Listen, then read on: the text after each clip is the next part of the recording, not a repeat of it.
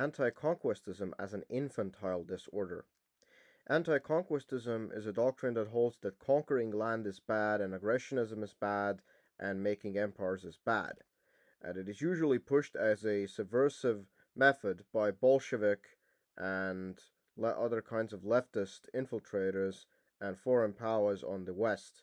For example, China criticizing and demonizing the conquests of the United States in the Manifest Destiny program, and in the United Kingdom in the form of the British Empire.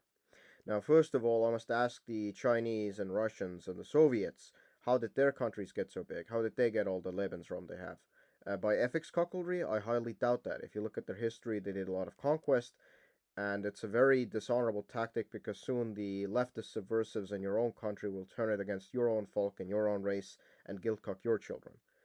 So ethics cuckoldry and anti-conquestism as a method of subversion, in my opinion, is worse than the nuclear bomb, for it destroys the very will and soul of the folk and makes them ashamed of their own being and their own biological nature and their ancestors' great conquests and achievements.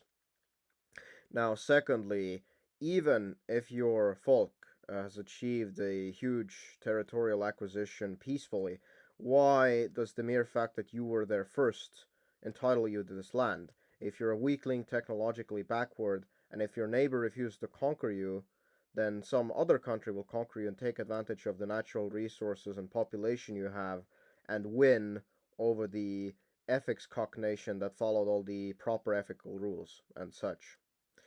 In truth, morality, as envisioned by ancient Greeks and Romans, was never mentioned to be or never meant to be universal and apply to all tribes the same way.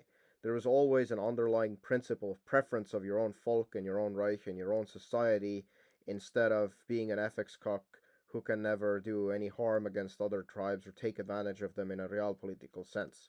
Anti-conquestism is infantile, childish, idiotic, dogmatic, and people and tribes who follow it are destined to be weaklings, cocks, and be conquered by other tribes that do not mentally masturbate so much and just conquer, win, and breathe and achieve victory.